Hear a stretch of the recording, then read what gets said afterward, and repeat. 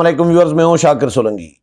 Viewers, 4 خبریں share کروں گا۔ ایک تو جے یو آئی کی بلوچستان حکومت میں شمولیت کے حوالے سے مذاکرات شروع ہو گئے ہیں۔ دوسری خبر، ایم کیو ایم نے نون لیگ سے حکومتی اتحاد میں شامل ہونے کے لیے بڑا مطالبہ کر دیا ہے۔ تیسری خبر اور چوتھی خبر، 2 خبریں سپریم کورٹ سے ہیں۔ ایک جو مستعفی ججز تھے، اعجاز اللہ سن اور ان کے ساتھی جو دوسرے جج مستعفی ہوئے ہیں، ان کے خلاف سپریم کورٹ نے ان سے متعلق بلکہ سپریم کورٹ نے آج بڑا فیصلہ دیا ہے، اور ان کی بھی سمجھیں جان نہیں چھوٹ سکی اور شامت پھر شروع ہو گئی ہے۔ ایک اور خبر ہے، جو انتخابات کالعدم قرار دینے کی درخواست آئی تھی سپریم کورٹ میں، درخواست دی تھی ریٹائرڈ بریگیڈیئر صاحب نے، اور وہ درخواست دے کر امریکہ بھاگ گئے۔ جس دن درخواست دی ہے دوسرے دن امریکہ بھاگ گئے۔ چیف جسٹس نے ان پر جرمانہ بھی عائد کیا ہے اور برہمی کا اظہار بھی کیا ہے۔ کہانی کیا لگ رہی ہے، اشارے جو ہیں، امریکہ چلا گیا ہے تو آپ سمجھ سکتے ہیں، انہوں نے پہلے ہی ویزا ان کا لگا ہوا تھا اور ادھر درخواست ڈال کے چلے گئے، پرسو بھی نہیں کیا۔ ان کو چیف جسٹس نے کہا تھا کہ بھائی پکڑ کے ان کو کہیں سے بھی لا کر سپریم کورٹ میں پیش کیا جائے، اور تاکہ ان سے پوچھیں کہ بھائی کیوں کالعدم قرار دیے جائیں، ہم نے تو انتخابات کرائے ہیں، بڑی مشکل سے انتخابات کرائے ہیں، چیف جسٹس نے کہا۔ تو یہ 4 خبریں ہیں۔ پہلے جے یو آئی کے حوالے سے بتاؤں گا کہ جے یو آئی ایک طرف مرکزی حکومت کے خلاف، مرکزی حکومت سے تو آؤٹ ہو گئی ہے، مولانا فضل الرحمان ابھی حکومت میں شامل نہیں ہے، نون لیگ اور پیپلز پارٹی کا جو ایگریمنٹ ہوا ہے اس سے بالکل آؤٹ ہے، مولانا کو آؤٹ رکھا گیا ہے، بلکہ کوئی مولانا کو پراپرلی باضابطہ کوئی ایک ہوتا ہے نا کہ مشاورتی عمل میں شامل کرے، مولانا نے تو انکار کر دیا کیونکہ مولانا تکلیف میں ہیں، ان کو سیٹیں ہروائی گئی ہیں۔ اب تو راجہ ریاض بھی کہہ رہے ہیں، جو اپوزیشن لیڈر تھے پچھلی اسمبلی میں، جنہوں نے نگران سیٹ اپ یہ بنایا شہباز شریف کے ساتھ، اپوزیشن لیڈر تھے راجہ ریاض، وہ بھی ٹی وی پہ آ کر کہتے ہیں کہ مولانا فضل الرحمان کے ساتھ زیادتی کی گئی ہے، اور ان کا جو ڈیو شیئر بنتا تھا، ان کی جو نشستیں آتی ہیں، وہ جو جیتتے ہیں، وہ بھی ان کو نہیں دی گئی۔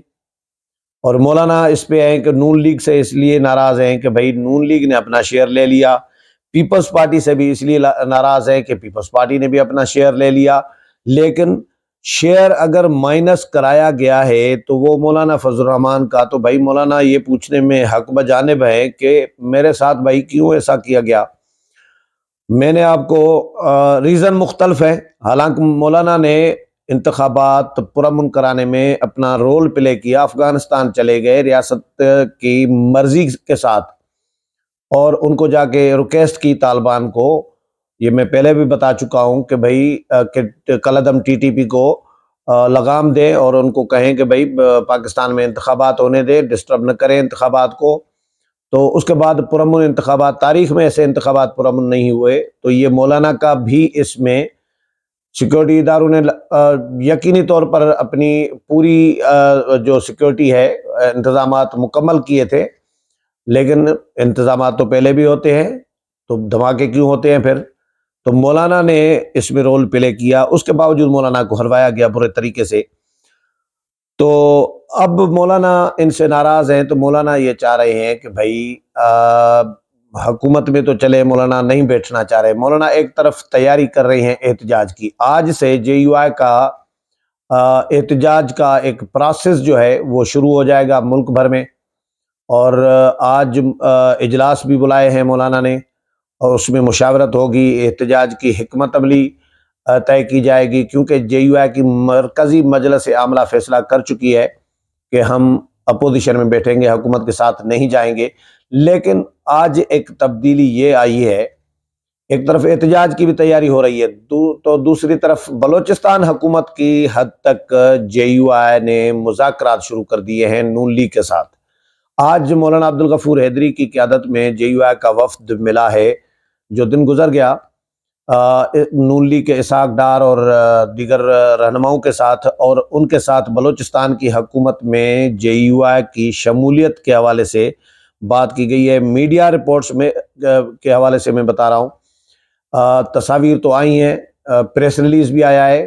مریم اورنگزیب نے تصویر ویڈیو جاری کی ہے، مولانا عبدالغفور حیدری اور اسحاق ڈار کی ملاقات کی، اور پریس ریلیز بھی جاری کی ہے۔ اس میں انہوں نے مختصر سا کہا ہے کہ بلوچستان حکومت کے یعنی حکومت کی تشکیل کے حوالے سے مشاورت کی گئی ہے، اور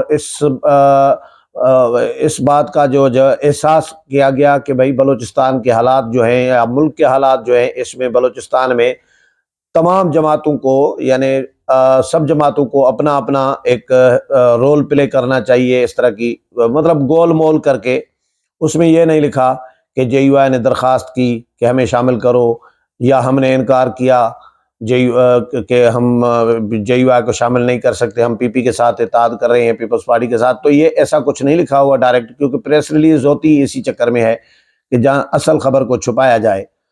لیکن جو میڈیا میں خبریں آئی ہیں کہ مولانا عبدالغفور حیدری نے ان کو کہا ہے کہ جی JUI بھی شامل ہونا چاہ رہی ہے، لیکن اسحاق ڈار اور نون لیگ کے وفد نے ان کو جواب میں یہ کہا ہے کہ جی ابھی تک تو ہم پیپلز پارٹی کے ساتھ حکومت بنانے جا رہے ہیں، تو اس پر مزید مشاورت کریں گے۔ یعنی نون لیگ پیپلز پارٹی سے بھی مشاورت کرے گی، اپنی پارٹی قیادت سے بھی مشاورت کرے گی، مولانا عبدالغفور حیدری بھی پھر مولانا فضل الرحمان کے ساتھ پارٹی کے ساتھ مشاورت کریں گے، اس کے بعد اس معاملے کو پھر آگے چلائیں گے۔ تو مولانا کا میں نے پچھلے ویلاگ میں دھرنے کا بھی بتایا کہ بھائی دھرنا بھی لگ سکتا ہے عید کے بعد بڑے پیمانے پر اگر اس طرح کے معاملات چلائے گئے تو۔ لیکن یہ جو بلوچستان کی لیول تک، بلوچستان کی حد تک اگر حکومت میں اتحاد میں جانا ہے، حکومتی اتحاد میں جانا ہے، تو پھر یقینی طور پر مرکز میں بھی مولانا شاید ڈسٹرب نہ کریں، پھر نہیں کر سکیں گے نا۔ بلوچستان میں حکومت کے، نون لیگ کے، پیپلز پارٹی کے اتحادی ہوں گے تو مرکزی حکومت کو کیسے گرائیں گے، یا کیا ڈیمانڈ کیا رکھیں گے؟ تو یہ ابھی انیشل ڈسکشن ہے، انیشل ملاقاتیں ہیں۔ پھر مولانا عبدالغفور حیدری آج خالد مگسی اور صادق سنجرانی والوں کے ساتھ بھی JUI کا وفد ملا ہے، ان کے ساتھ بھی یہ ڈسکشن کی گئی ہے بلوچستان کی حکومت کے تشکیل کے حوالے سے۔ اس کے علاوہ MQM نے آج نون لیگ کے سامنے ایک بڑی ڈیمانڈ رکھی ہے۔ آج ملاقات ہوئی ہے MQM اور نون لیگ کے رہنماؤں کی، اس میں انہوں نے جو خبریں آئی ہیں کہ گورنر کا عہدہ مانگا ہے۔ گورنر کا عہدہ نون لیگ کو پیپلز پارٹی دے چکی ہے، اب نون لیگ سے مانگا ہے پھر MQM نے۔ تو میرا خیال ہے کہ یہ سودا ہو جائے گا، کیونکہ یہ سودا سستا ہے۔ یہ نون لیگ نے جو ڈیمانڈ کی ہے وہ ٹسوری کے لیے ہی کی ہے، یہ باقی یہ ایسے ہی کہانیاں ہوتی ہیں بظاہر دکھاوے کے لیے، لیکن ٹسوری صاحب نے، کامران ٹسوری نے ہی یہ MQM کو یہ سیٹیں ان کی وجہ سے ہی ملی ہیں، اور یہ نون لیگ کے اتحاد میں ہی جائیں گے۔ فی الحال بس اپنا مطالبات یہ وہ چھوٹے موٹے رکھیں گے کہ بھائی بلدیاتی انتخابات، بلدیاتی نظام کا معاملہ ہے، آئینی ترمیم کا معاملہ ہے، اور یا گورنر کا معاملہ ہے، کوئی وزارت بھی لیں گے، مطلب ڈیمانڈس رکھتے ہیں نا، تاکہ زیادہ سے زیادہ بارگین کر کے زیادہ سے زیادہ فائدہ اٹھایا جا سکے۔ تو یہ ابھی ڈیولپمنٹ ابھی آگے ہونی ہے۔ اس کے علاوہ ایک خبر یہ آئی کہ جی جو بریگیڈیئر صاحب ہیں جنہوں نے سپریم کورٹ میں درخواست دائر کی تھی کہ انتخابات کو کالعدم قرار دیا جائے، 2004 کے جو انتخابات ہیں 8 فروری کے، وہ درخواست دے کر بھاگ گئے امریکہ۔ چیف جسٹس نے کل سماعت کی تھی، کل پرسوں، تو اس میں چیف جسٹس نے کہا تھا کہ کہیں سے بھی پکڑ کر اس کو پیش کیا جائے عدالت میں۔ پولیس آئی، پولیس نے آ کے کہا کہ دروازہ کھٹکھٹایا، کوئی بندہ ہی نہیں ہے، ان کا گھر بھی گئے تھے، نوٹسز بھی جاری کر دیے، لیکن وہ ہے ہی نہیں۔ اور پتہ چلا چیف جسٹس نے پھر کہا، پتہ چلا انکشاف ہوا کہ جی وہ امریکہ چلے گئے۔ تو آج پیش، ظاہر ہے امریکہ چلے گئے، کیسے پیش ہوں گے؟ ایڈیشنل اٹارنی جنرل نے کہا کہ جی علی خان، بریگیڈیئر علی خان جو ہیں، ان کے گھر پولیس بھی گئی تھی، وزارت دفاع کے ذریعے نوٹس بھی دیا تھا۔ بریگیڈیئر ریٹائرڈ علی خان گھر میں نہیں ہیں، نوٹس ان کے گیٹ پر چپساں کر دیا گیا ہے۔ چیف جسٹس قاضی فائز عیسیٰ نے کہا کہ یہ علی خان کون ہے؟